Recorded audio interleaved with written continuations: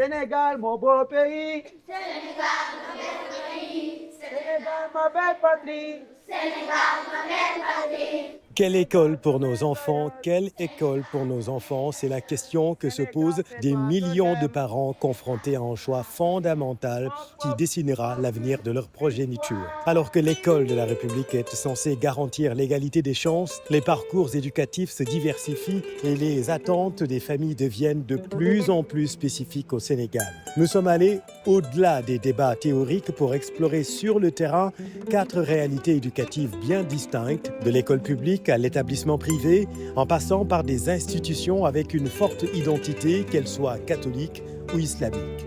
Quelles sont leurs méthodes? Quelles sont leurs valeurs? Et surtout, quelle est la promesse que ces établissements font à la nouvelle génération? Ce reportage est une immersion au cœur de ces lieux de savoir pour comprendre quel modèle, quelle philosophie prépare le mieux nos enfants au monde de demain. Bon, vous restez debout et immobile et vous observez le drapeau. On peut démarrer.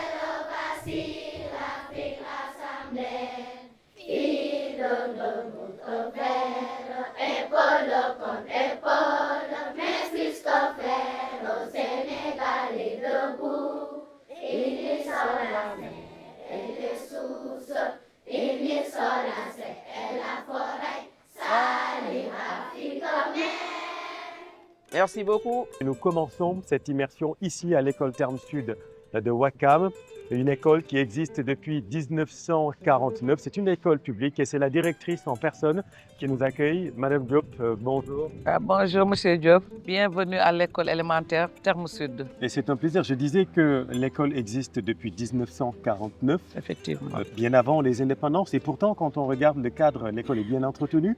Comment faites-vous pour garantir aux enfants un cadre d'apprentissage aussi attrayant? Effectivement, nous sommes là depuis octobre 2022. Auparavant, nous étions ici en tant qu'enseignantes et nous connaissions les maux dont souffrait l'école. Nous avons été surveillantes au lycée de Ouakam. Ensuite, en 2022, nous sommes revenus comme directrice. Donc, je connaissais déjà l'école. On nous appelait même, entre guillemets, école poubelle. Oui. Bon, après, on s'est dit qu'on va relever le défi avec l'équipe pédagogique et l'ensemble de la communauté éducative pour offrir aux enfants un cadre attrayant. L'école Terme Sud de Ouakam bénéficie d'une subvention d'1 million de francs CFA que lui octroie annuellement la municipalité, une modique somme qui ne permet pas de couvrir tous les besoins de l'établissement. L'école publique élémentaire Terme Sud compte 538 élèves répartis dans 12 classes. En moyenne, chaque classe compte 50 élèves. Au Sénégal, il y a des classes pléthoriques. Les classes peuvent aller jusqu'à plus de 60 élèves. Ouais. Mais ici, vous avez 50, c'est On a moins de 60 élèves moins par de classe. 60 élèves. Oui. C'est déjà beaucoup quand même, non? Oui, c'est déjà beaucoup, mais bon, on ne peut pas refuser l'accès à l'école aux enfants. Bon, comme on est ici dans un milieu défavorisé, Oui. beaucoup de gens amènent leurs enfants dans les écoles privées, mais nous recevons tout le monde. Malgré l'effectif pléthorique, l'école affiche d'excellents résultats. 91,36% de taux de réussite au CFE et 100% à l'entrée en 6e. Oui, on fait de bons résultats. Oui. À notre époque, nous, quand on était élèves, ce sont les élèves qui ne réussissaient pas à l'école publique, aller dans le privé. Et nous voulons renverser cette tendance-là. L'année dernière, moi, j'ai reçu des élèves d'une grande école privée ici de Ouakam, parce que nous leur offrons non seulement un cadre de vie attrayant, mais aussi la qualité. L'école ne dispose pas de cantine.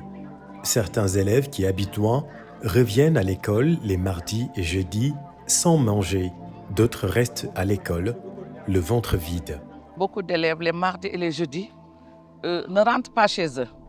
Ou bien s'ils rentrent, ils reviennent le ventre vide parce que maman n'a pas encore servi le repas. Parce qu'il n'y a pas de cantine ici. Il n'y a pas de cantine. Qui n'a pas pris son petit déjeuner ce matin?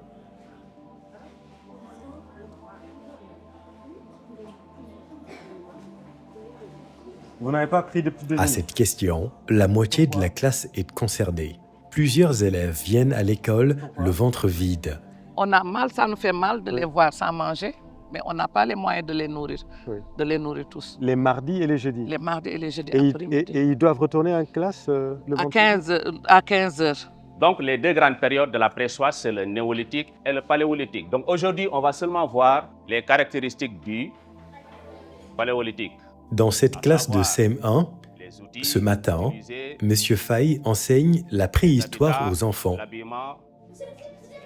Pour permettre aux élèves de mieux comprendre, M. Faye projette des images d'illustration. Il va frotter L'école très fort. dispose de 5 vidéoprojecteurs seulement. Les deux pierres, jusqu'à ce qu'il y ait des étincelles. Alors, ce sont des étincelles-là qui vont allumer le feu. Il est dans l'éducation nationale depuis un peu plus de 10 ans, passionné par son métier, comme tous ses autres collègues C'est pas de facile à l'école gérer, Terme mais bon. Sud. On Comment essaie vous de... faites avec 50 élèves? Bon, là, déjà, la première chose qu'on doit réussir, c'est déjà la discipline. Oui. Parce que s'il n'y a pas de discipline, ils seront très difficiles à gérer. Ouais. La Voilà. question de l'autorité, Effectivement. c'est très difficile en ce moment. Ouais, c'est pas facile, c'est pas facile. Ouais. Mais on essaie de tout faire pour essayer de maîtriser déjà la classe. Mais le niveau, paraît-il, est meilleur dans le secteur privé. Est-ce que vous êtes d'accord avec ça? Je ne suis pas très d'accord. Je peux dire qu'au privé, l'avantage qu'ils ont, c'est le suivi à la maison. Parce que là-bas, il y a des parents qui suivent leurs enfants à la maison. Mais concernant le niveau, moi je pense que le public, il y a déjà les enseignants qui sont bien formés. Oui. Voilà, donc le travail se fait normalement. C'est seulement ça la difficulté, le suivi que les enfants doivent avoir à la maison. Merci beaucoup, M. Faye. Je vous en prie. Je vous en prie. Direction maintenant l'école privée, une école qui s'appelle Abata School, une école avec une forte identité islamique. Les élèves apprennent l'arabe, mais aussi le Coran, mais également le programme de l'éducation nationale. Quelle est leur méthode et quelles sont leurs valeurs? L'école Abata School nous a ouvert ses portes. Regardez. Bonjour Madame Douf. Bonjour, Monsieur Diop. Assalamu alaikum. Alaikum salam wa rahmatullahi wa barakatuh. Merci de nous accueillir Merci, tout l'honneur est pour moi. à l'école Abata School. Merci. Et c'est une école islamique. Nous, on a inventé le nom de franco-islamique, mais ce n'est pas un nom qui existe dans l'environnement ministériel à la tutelle, mais c'est une expression qu'on utilise pour montrer que nous, on fait le Coran. L'apprentissage du Coran était fait à la maison, avec des oustas, puis pendant les vacances, et ça ne suffisait pas. Pour faire des gens de vrais musulmans, il faut que quand même au moins l'apprentissage de leur religion soit corrélé avec leur formation académique. Et ça ne change rien dans le système parce que depuis le ministre Souran Kalla et pitié de son âme, c'est lui qui a intégré le programme d'éducation religieuse et d'arabe dans le programme du ministère de l'Éducation nationale. Mais les écoles privées n'ont pas trop adhéré parce qu'ils sont plus laïques. Oui. Mais nous, on s'est projeté dans ça et on l'a utilisé pour dérouler ce programme-là dans nos établissements.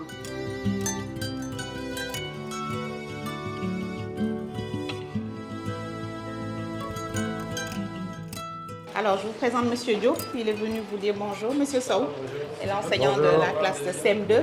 On peut suivre votre cours? Merci. Comment on appelle ces nombres-là? Si c'est? On appelle ça les nombres décimaux. Comment on reconnaît les nombres décimaux? Comment on reconnaît les nombres décimaux? Oui. Les nombres décimaux contiennent toujours des virgules. Donc, par exemple, ici, 7,84, on a virgule. 8,99. 8,62. 7, Et le cours, ça portait sur quoi, là? bon, c'est des élèves qui nous viennent du CM1. Normalement, ils ont vu des nombres décimaux. Mais le plus souvent, c'est l'écriture en chiffres et en lettres qui pose problème. C'est-à-dire, ici, tu donnes à un élève 20,56, il va l'écrire comme il l'entend. Alors que là, tu fais ça à l'examen, tu n'auras pas la bonne note. Donc nous, comme on est un enseignant qui prépare les élèves au CM2, on est obligé de corriger ça. Donc ici, au lieu de dire 20,56, ce sera 20 unités 56 centièmes. Qui a bien compris? Tout le monde? Non, c'est la réponse de tous les élèves. Hein. Mais il faut donner la parole à comment elle s'appelle? Yémen. Qu'est-ce que tu as compris? On n'écrit pas Monsieur Sow fait partie des enseignants décisionnaires. Il enseigne dans le privé depuis 12 ans maintenant. Ici, il tient une classe de CM2 de 8 élèves. D'abord, je parle des problèmes des décisionnaires. Oui. C'est qu'on soit aussi au même niveau que les enseignants du public. Oui. Qu'on ait les mêmes formations, parce que des fois, la formation est d'abord dans le public avant le privé. Et on ne peut pas dire que voilà, les enseignants du public doivent avoir cette formation-là et ensuite attendre des années pour les enseignants du privé. Selon le ministère de l'Éducation nationale, les enseignants décisionnaires vont intégrer la fonction publique. La mesure sera effective avant le 30 janvier 2026. Oui, Bousso. On a la partie entière et la partie décimale. Dans cet établissement, les élèves ont droit à 7 heures de cours de Coran par semaine. Assalamu alaikum. 1 heure le matin et 2 heures l'après-midi.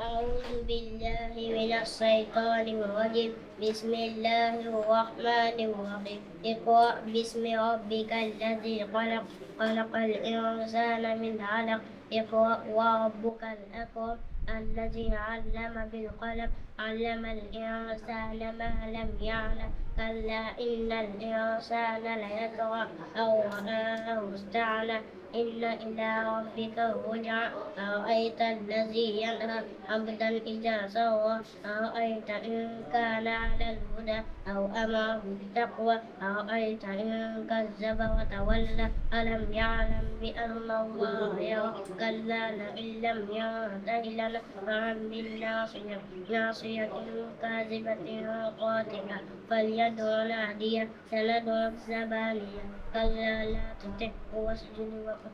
Ici, le voile est obligatoire. Les enfants apprennent également le tawhid, l'unicité d'Allah ou la croyance en un seul Dieu. C'est quoi at-tawhid? At-tawhid. Sidi Ngom?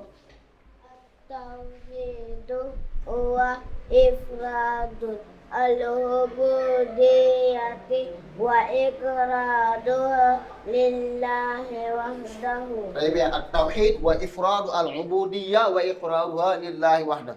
Qu'est-ce que cela signifie? At-tawhid wa ifradu al-ubudiyya. Saïd? La reconnaissance à un seul et unique Dieu. Oui, la reconnaissance à un seul et unique Dieu. On doit adorer.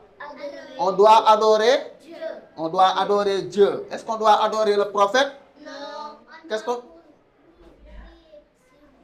doit prier sur lui? On doit adorer seulement Dieu. Il n'y a qu'un seul Dieu qu'on doit adorer. Parfois, il y a des gens qui disent, moi, j'aime telle personne. Ça c'est le shirk. C'est une matière très importante. Absolument. Oui, ça permet à l'enfant de connaître qui est vraiment Dieu. Parce qu'il y a des gens qui ont des pratiques, mais qui, si vous les posez ces questions-là, ils ne savent pas. La révolution technologique n'épargne pas le secteur de l'éducation.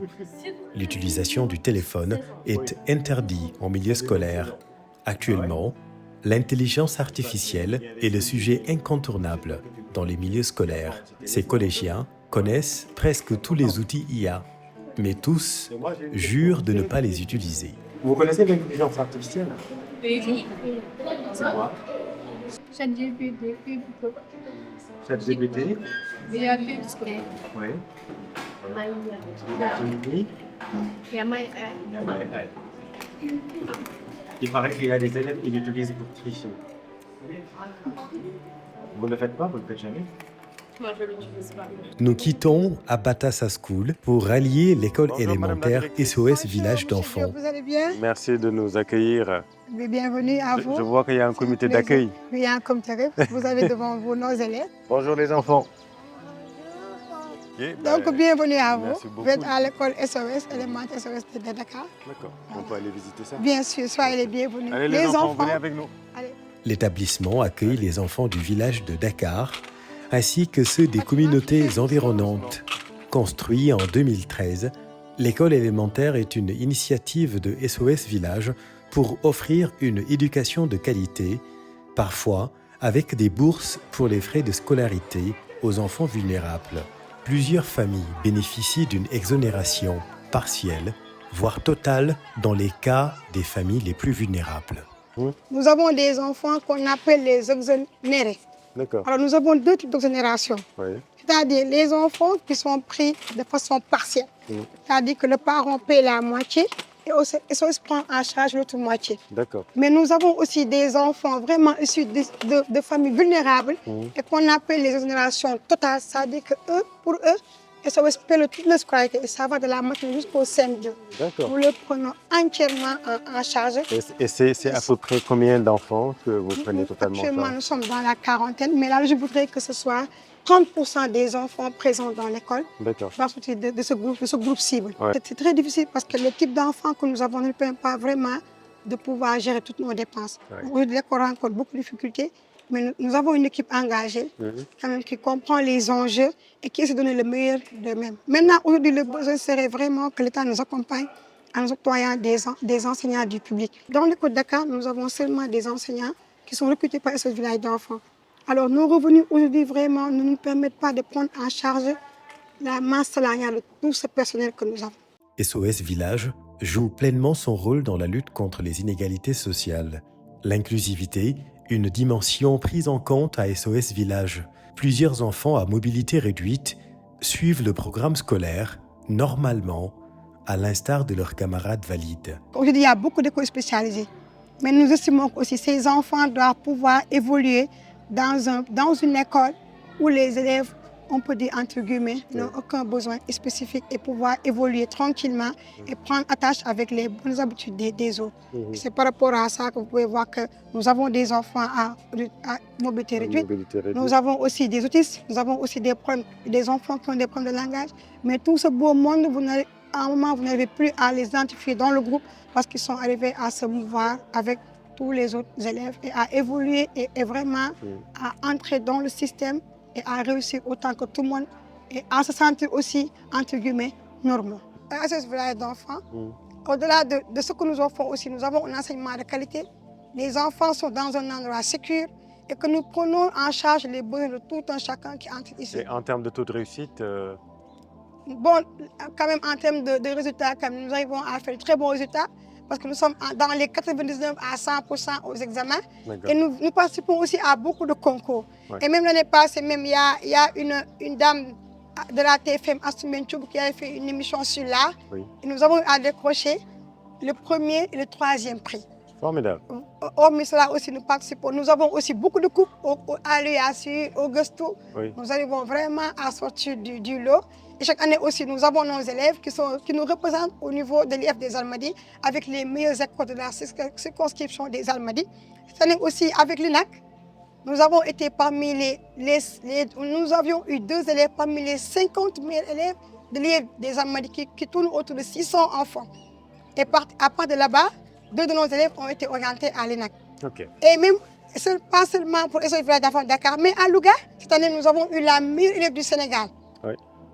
Donc, elle a été orientée à Moramba et aussi, elle a été aussi la lauréate de la dictée Paul Guérin-Lajoie. Cette qualité de l'éducation, de l'enseignement, on va aller la vérifier en salle de classe avec M. Mbaye. Vous pouvez me suivre. Allez, on y va. Repos. Tension. Repos. Tension. À 27 ans seulement, M. Mbaye tient cette classe de CE1. Pur. Est-ce que c'est lui seulement? Qu'est-ce que même on a fallu apporter aussi? Oui? Titulaire d'un certificat d'aptitude pédagogique, il enseigne depuis 5 ans maintenant dans le privé. Que nous avons dans la journée, s'il fait chaud ou bien s'il fait froid. Vous voyez, il y a un liquide rouge qui est là à l'intérieur qui indique le nombre, n'est-ce pas? Dès que ce liquide-là baisse, vous voyez que là, on est à 0, n'est-ce pas? Et quand ça baisse, ça dit que ça fait plus froid, n'est-ce pas? Et quand ça monte, on voit que les températures aussi montent, ça devient plus chaud. C'est bien clair?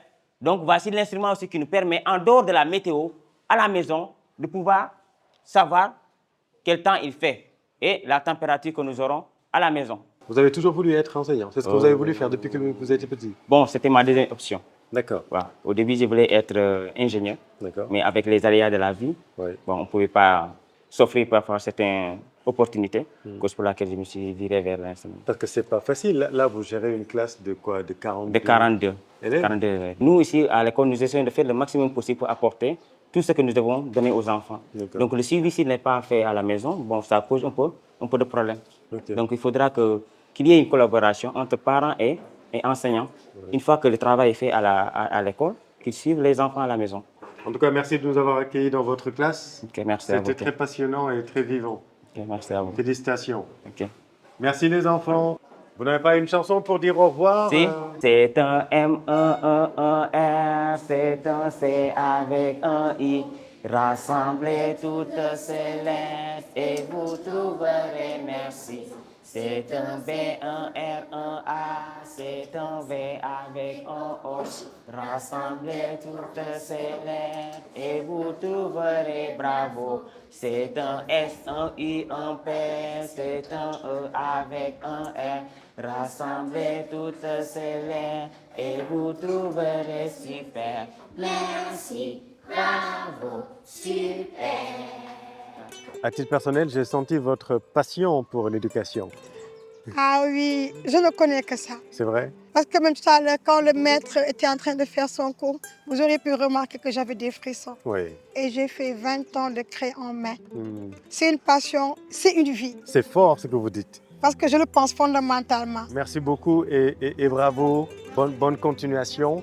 Nous, maintenant, on va se diriger à l'école privée catholique Présentation de Marie, qui est une école, comme vous pouvez le deviner, qui a une forte identité catholique. Quelles sont leurs méthodes, quelles sont leurs valeurs? C'est ce que nous allons essayer de découvrir dans cette immersion. Bonjour, Monsieur Mensa. Bonjour, shérif. Merci de nous accueillir. Soyez le bienvenu. Merci beaucoup à la présentation de Marie. De Yoff. De Yoff, Oui. parce qu'il y en a d'autres. S'il y a une autre présentation de Marie qui est en ville, Oui. à la rue Vincent. Tous les matins, François Beni Mensa, le directeur de l'établissement, arrive à l'école avant 8 heures. L'école Présentation de Marie Yoff fait partie des écoles catholiques de l'archidiocèse de Dakar. L'établissement existe depuis 1988. Un cycle élémentaire de 18 classes. Dans cette école catholique de plus de 900 élèves, 80% de l'effectif sont de confession musulmane. Cette année, ils sont 923 élèves. 923 élèves, 492 filles, selon les confessions. Les catholiques, protestants confondus, c'est à peu près 20%. Les 80%, c'est les élèves musulmans. Par classe, vous avez combien d'élèves? Ça varie entre 50, 52 en général. Oui. C'est beaucoup quand même pour une école privée. Normalement, il y a un peu moins que ça. Si on suit les effectifs réglementaires, nous n'atteignons même pas les effectifs réglementaires. Hein. Ah Nous bon? sommes en bas, en dessous des effectifs réglementaires. C'est quoi les effectifs réglementaires? Au CICP, c'est 60, C1, C2, 56, CM1, CM2, 50. Ça, c'est dans le public. C'est général parce que c'est l'État qui fixe les effectifs. C'est l'État qui fixe, ouais. Mais les gens viennent dans les écoles privées parce que peut-être qu'il y a un peu plus de qualité, il y a un peu plus d'espace pour les enfants. 52, c'est beaucoup, non? Non, pas du tout. Non, pas du tout. Quand vous allez dans certaines écoles qui ne sont pas privées, je pense que vous trouverez des effectifs supérieurs, largement supérieurs. Hein. Oui, oui. Ici, le port du voile islamique n'est pas un sujet. L'école accepte la différence. Ce débat a été soulevé l'année dernière au Sénégal. L'Éducation nationale a publié une circulaire pour lever l'interdiction des signes religieux dans les écoles. On n'a pas de problème pour ça, le voile. Que l'élève, la fille porte le voile ou pas là, c'est pas ce qui est important. Ce sont les valeurs qu'on lui inculque et puis qu'elle partage avec ses camarades de classe, d'école et puis même au niveau de la famille école. On respecte la différence pour cela. C'est important de respecter la Voilà, parce que différence. nous sommes école catholique aussi. Nous avons nos croix dans nos classes, dans nos bureaux. Et justement, Parce les que- élèves font la catéchèse, c'est ça? Oui, pendant que les élèves catholiques sont au cours de catéchèse, les élèves musulmans sont au cours de morale. D'accord. Voilà, c'est comme ça. Et c'est très important ça pour l'institution. Hein. Oui, beaucoup, beaucoup. Pourquoi? Ça permet de s'accepter et, comme on appelle, de pouvoir vivre au quotidien les valeurs comme la tolérance, l'acceptation de la différence. Et je pense que c'est enrichissant. Oui. Le fait qu'il y ait des musulmans, des catholiques, des protestants dans le même établissement là. C'est une richesse. Parce que ça te permet de mieux connaître l'autre, sa religion. Oui. Chère classe, bonjour. Vous avez vu au tableau, à l'écran, comme vous voulez, voici une liste de biens. Alors, regardons bien. On a écrit commune de Yoff, c'est-à-dire c'est la mairie de Yoff. Selon vous, la mairie de Yoff, c'est quel genre de bien? C'est quel genre de bien? Est-ce que c'est un bien public? Est-ce que c'est un bien privé? Oui, allez-y. C'est un bien? C'est un bien public. Comme pour corroborer les propos du directeur, le cours du jour porte sur le vivre ensemble dans cette classe de CE2, tenue par M. Badiane. Les bus Tata là, c'est quel genre de bien? Oui. Bien privé. On est d'accord? Il y a un autre bus que l'on voit là-bas, encore beaucoup plus grand, avec des peintures récentes. Mais vous identifiez ces bus-là dans la circulation à Dakar. Ce bus-là appartient à qui? À l'État. Mais cette société-là s'appelle comment?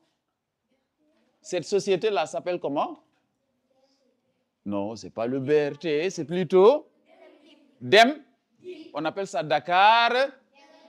Alors, le bus de Dakar Demdik, c'est quel genre de bien? C'est quel genre de bien? Oui. Parle fort pour qu'on puisse t'entendre.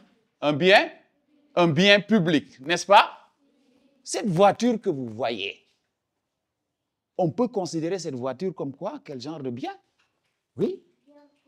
C'est un bien? Voilà, n'ayez pas peur, parlez pour qu'on puisse vous comprendre, hein, n'est-ce pas? Ici, nous avons quoi, les élèves? Quel stade? Mais c'est un joyau pour le Sénégal. Ce stade Ablaye Wade là, c'est quel genre de bien?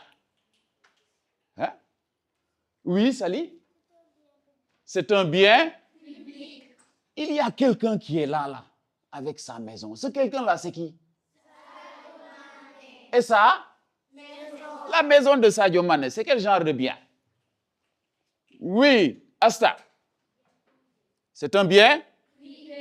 Privé. Alors, on a identifié les biens publics et les biens privés. On est dans un cours de vivre ensemble, à savoir donc manifester de très bonnes attitudes vis-à-vis de son voisin, vis-à-vis des biens qui nous entourent, tout ça, etc. Donc, c'est voulu quand même par le législateur. Peut-être que c'est tombé avec l'actualité dont on parle, tout ça, mais c'est une routine, c'est comme ça. Ça vient à son heure parce que le vivre ensemble est de plus en plus menacé au Sénégal. C'est pour ça que ça m'interpelle, votre cours. Effectivement. Vous savez, l'école, c'est un lieu de socialisation. L'aspect éducatif est peut-être très important, mais la sociabilité, apprendre l'enfant à vivre dans la société, ça commence déjà. Parce que l'école, c'est une société en miniature. La classe aussi, c'est une société en miniature. Ils viennent tous de divers horizons. Ils ne partagent pas les mêmes idéologies, ils ne partagent pas les mêmes religions, tout ça, etc. rentre dans ce qu'on peut appeler vivre ensemble. Le respect de l'indifférence, de la différence plutôt. Moi, je suis Diola, lui, il est Sérère, mais c'est le Sénégal qui nous regroupe, c'est le Sénégal qui nous réunit. Donc, formidable. En plus, les Diola et les Sérères tiennent le pays en ce moment. En tout cas, merci beaucoup. C'était formidable d'assister à ce cours avec les meilleurs élèves de l'établissement. C'est ça? Vous êtes d'accord? Bonne continuation. Merci. La passion du métier caractérise les enseignants que nous avons interrogés.